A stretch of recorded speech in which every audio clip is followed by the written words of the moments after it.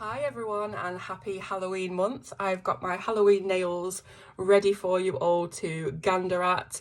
I got these done yesterday and I was like, this is just perfect timing for this book. So everybody knows Helen Elliston and her Colourist special effects books. I think she's got 5 books out. I bet I'm wrong. I've reviewed every single one of them, but my memory is awful. So I think she's got 5, and then she's got her sketch and shade books, which is all about drawing, learning to draw, and of course her adult colouring books as well.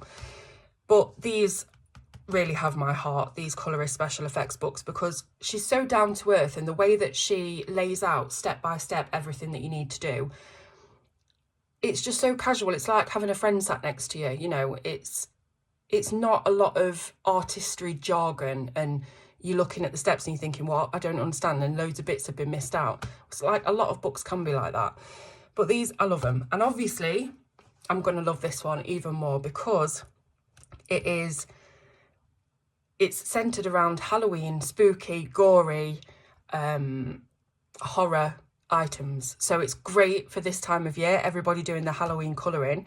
And for anybody who just loves colouring that kind of artwork, your Alan Robert and the rest of them. So this is called Colourist Special Effects Dark Twist.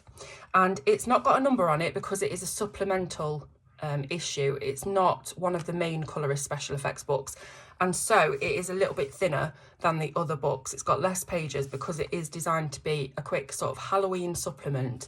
And me and Helen were talking about this a while ago, and I was saying it'd be a really good idea to, you know, do something, these sort of mid issues that go in between the books that focus on a certain thing, whether that's, you know, Halloween or what else could it be? Christmas, you know, there could be a Christmas one. And obviously with it coming up to Halloween, this is the first one that we've got, and I'm just so excited. So I'll get into it. So this is the little page that tells you it's a supplement edition, so it isn't one of the main Colourist special effects books, which is why it's not as thick. So don't think that you're going to be getting this huge wad of a book like usual. This is a smaller supplement edition, and it's in full colour. So it says, enter the dark side, broken down into easy guides. Add a dark twist to your spooky, creepy colouring pages. Improve your skills at your own pace in your own home, and then you can follow her on Facebook. And she says that in this book, she uses the Prismacolor Premier 150 pencil set, but you can switch out the colours for the ones that you own. There's loads of different conversion charts online. I think I've even done some Prismacolor to polychromos, you know, different ones. So you can use that if you don't have the Prismas. And then we've got a list of her other, yeah, there is 5 special effects books. See, I was right. And there's 2 sketch and shade books, and then all the rest are colouring. So this is just sort of a quick snapshot of the things that you're going to find inside. And again, full colour. It is Amazon printed, but you know what? It feels nicer paper somehow. I think it's the premium. She went for the premium paper. Let me just quickly check because she did tell me, but again, memory, terrible.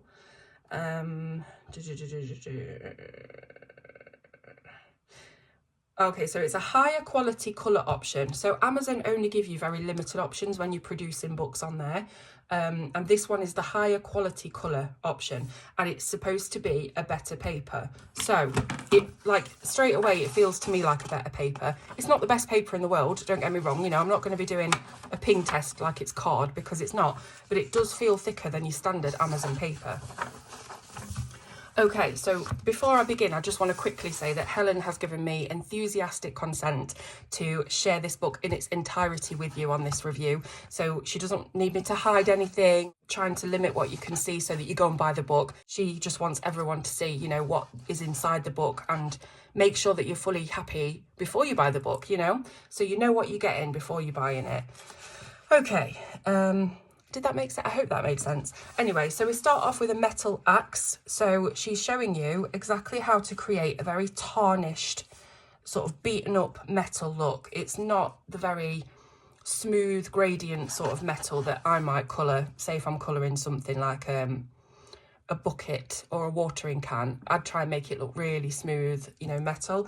This looks very beat up, it looks very used, and it's got such texture that it makes you feel like it is super realistic. So again, everything is step by step, and you can see actually on the pictures what each step should roughly look like. Obviously you're going to look a bit different when you do yours because it's not going to be exactly the same. And again, and then we finish up, and this is what the axe head looks like. So I think she uses a scratching technique on this. Yeah, sheet of paper over the top, use a ballpoint pen to impress lines into the paper, and then when you colour over it, you're going to have these random scratches, which really adds to the realism. Then we've got a rusty metal chain. So again, you can use a lot of the tutorials in this book for different things. So you don't have to use this just for a metal axe. You can use this for any kind of metal, same as the chain. And the colours as well, because she tells you what colour she's using. That means that you can try and emulate this look of metal on all kinds of different projects. It doesn't just have to be a metal chain. So as you can see, step by step. And then we've got decaying bone. Oh, love it. So this is just a little colour swatch. I love the little bits that Helen puts in between. Look at this little maggot. Yeah, it just makes it feel really accessible and not, you know, one of these big artist textbooks that you can't really understand what's going on. So yeah, so this is your decaying bone. She even tells you how to put little porous holes in it. So don't look at this if you've got that. Is it, what is it? The fear of holes. I can't remember what it's called. And then it carries on. So that's what your finished product will look like. And as you can see, we do have a little maggot here, and she tells you exactly how to colour that as well. So if you don't have a maggot on your page, but you want to draw one in, look at that, how easy. I mean, anybody surely could draw that. I mean, I could draw that, and I'm terrible with a pencil. So outline for the maggot, and then how to do each kind of section of it, your highlights and shading to make it look super 3D and realistic. And then there's a couple of practice bits here. Some of the things you haven't seen yet, but they're later on in the book. So these are practice outlines. You can go over them, sort of trace them, or just practice in the book itself, which is probably what I will do. Then you've got a bloody handprint. This is awesome. So it actually shows you how to incorporate lines and creases in the skin so that it looks really realistic. And yeah, you can see there's blood drips coming from it as well. And she says if you darken certain areas, so it's not all the same red, it's a bit dark and then a bit light. Sometimes blood can be sort of transparent a little bit if it's a very thin wash. So that's what you'll see on these lighter areas. And then in the darker areas, that's where you've got your kind of really thick, sort of almost dried blood. So again, it's all about those advanced techniques, but breaking them down to make them, you know, really easily achievable. Then we've got a finger drawn message. This is also, you could do this again with any message that you want to write. It doesn't have to be SOS, but this kind of shows you the basics of how to create that look. So again, with the blood, you will have areas that are lighter, darker, thicker, thinner, and then the drips as well. Another finger drawn example is the blood heart. Yeah, see, I thought I read that earlier. Add this to any page. It's okay if the colouring page line work shows through underneath. Blood can be transparent. So yeah, if it's a thin enough layer, you can see things underneath. So you don't have to worry about completely covering lines up and stuff. It's just a lot of fun. And there's your blood marks practice page. You've got a hand, a heart, and the SOS. Now we move on to like wounds. This sounds awful, doesn't it? But you know me, I love Halloween stuff. And I know some of you out there do as well. It won't be for everybody, I know that. Melted skin then. So this is using pumpkin orange and henna and peach and those kind of skin tones, but making them look really melted. And this is what your end effect will be. And if you do put it on a face, you can see the skin around it, but you could make that skin green, you know, it could be a zombie.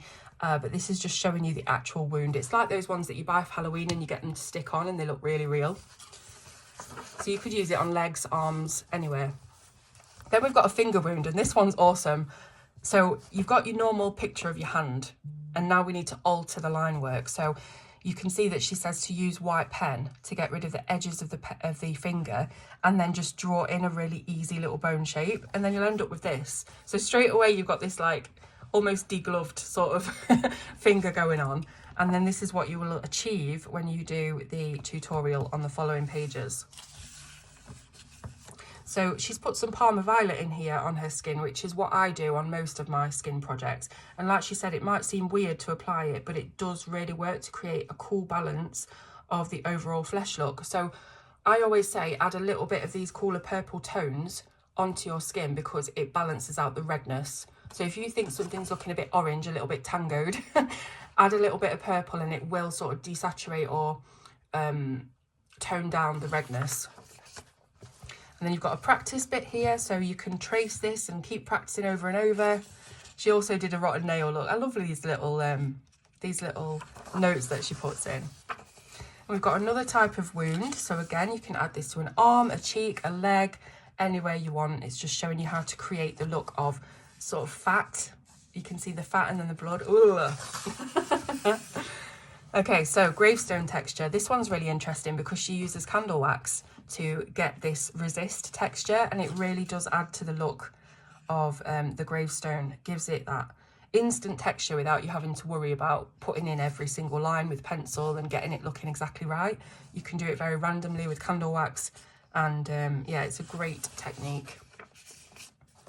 Green slime is another fantastic one. Just look at this and just think you can switch out the colours at any time using this kind of template and have blood or, you know, some other kind of liquid. It's really, really good to be able to apply these techniques to even non-horror colouring pages. So, you know, if you're wanting to do drips of frosting on a cake or something, you can sort of take some of this and apply the same techniques. So that's a green slime, and then we've got the finished article, and she's put it here on top of the gravestone texture so that you can see the look of the slime going over the gravestone. Then we've got a zombie eye. So we start off with this really intense orange and yellow iris, and it ends up looking like this. So obviously she's done some green skin around this with it being a zombie. And again, there's lots of swatches. She's telling you exactly what to use: indigo blue, kelp green, all the information is there. Then we've got a glazed eye. This one's so cool because it's got no pupil, obviously. It's like something has come up over the eye, and it's just looks so otherworldly. And she's also put a little message of save me in there. Like, you could put any messages you want, but it, like she says, it just adds an unusual focal point on the features of the drawing to put words in there. We've got bullet holes now. So bullet holes in wallpaper. This is how to create from scratch a look of ripped wallpaper. Bullet hole in glass. I love this one because it just is so simple to do, but it looks properly good. And then bullet hole in metal. So yeah, into the axe. You see, she's put it on the axe there. Someone shot the axe head. And bullet hole in wood. So lots of different options, lots of different textures. Again, you can use these textures on different things. So, you know, you could use this glass for something else. You could use this wood for something else. And then finally, we've got bullet holes in bricks. So again, brick texture. You know, if you haven't got any of her other books and you don't know how to colour a brick, you'll find this in here, even if you don't want the horror aspect. Spooky window figure, I love this one. So it's very, very easy just to sort of lightly carve out the shape of a person, and it doesn't have to be perfect because it won't. When I do it, it won't be. But the hand, it sort of protrudes out from the body, and the body is more misty, whereas the hand is up against the glass, so it's a lot more detailed, and you end up with, yeah, here we go, you end up with this. So if you put it on a window, if you've got a window in one of your colouring books, or you're trying to convert a non-horror colouring book or colouring page into a horror colouring page, these are loads of things that you can add in. So if you've got a window on the page, you can add in the spooky window figure, etc. So this is good for like converting those normal pages into Halloween ones that I see people do all the time. This is a floating ghost background. Again, very, very easy. There's a little bit more candle wax used on this one. And it's just very fluid, very abstract. And in the end, you end up with this gorgeous floating ghost background. Very easy to do. It takes up a lot of space. So if you've got big backgrounds and you want to do something spooky, this would be great for that. This is really, really cool as well. This is a biomechanical leg design. So say you've got a picture with a leg or an arm or whatever it is that you want. You can draw out just some open edges. What am I trying to say? Yeah, just draw out some open bits in the leg, and then you can copy or trace or do something similar to this pattern underneath that makes it look like the leg is ripped open, the skin is ripped off, and you can see the mechanics underneath. Here we go. Here's a better explanation than I could ever give on a leg. So here you are. You can see what that would look like. And she says she actually turned the illustration upside down because it fit the leg shape better. So it's versatile. You can change it depending on what you colour in. And what I really like about this is she's shown you that she's added some subtle colours to the edges of the metal items just to give it that extra interest. So it's not all, you know, greys. So more practice there. And then we've got the bronze skull from the front cover. This is absolutely stunning, and I know for a fact it took her a while to do that, to like perfect this one and make it easy enough for everyone else, because you know it is pretty difficult to colour a bronze skull, but Helen has really took time to make it a lot more easier for people to do themselves. So again, the use of different colours on top of things that the colours that you wouldn't normally use.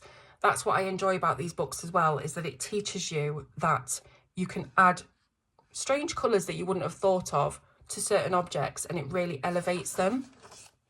So here's the bronze skull. Here's a step-by-step of how to colour the teeth next to teeth. I love it. Helen's imagination. I just love it.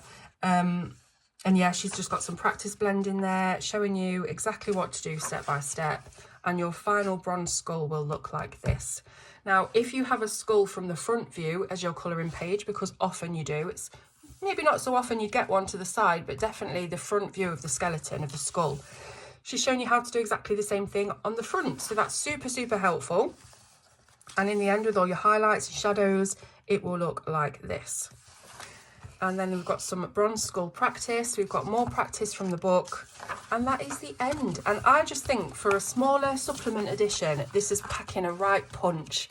You know, you've got a lot to learn in this book. And yeah, I hope that you like it as much as I do. I know it's not going to be for everyone. I understand that. And every single time I do a review or colour a scary picture, I do get a lot of comments from people who don't enjoy that kind of thing. And that's absolutely fine. We're all different. But yeah, I think that this is a must-have for anybody who enjoys that kind of thing, enjoys Halloween colouring. Like I say, transferring? No, that's not the word. I'm not converting a normal colouring page into a Halloween page. Like, this is going to be really, really helpful. So yes, I hope that you've enjoyed watching this. Of course, the link for the book will be in the description. You can get it on Amazon now. It was released yesterday and it is Amazon printed, as I mentioned, so it probably will come to you as a Prime Amazon item. That means you should be able to get it in about a day. So plenty of time before Halloween to get this in stock and test out all of the techniques inside for your Halloween colouring projects. So yeah, thank you so much for watching. I hope you have a very spooky Halloween and I'll see you soon on Colour with Claire.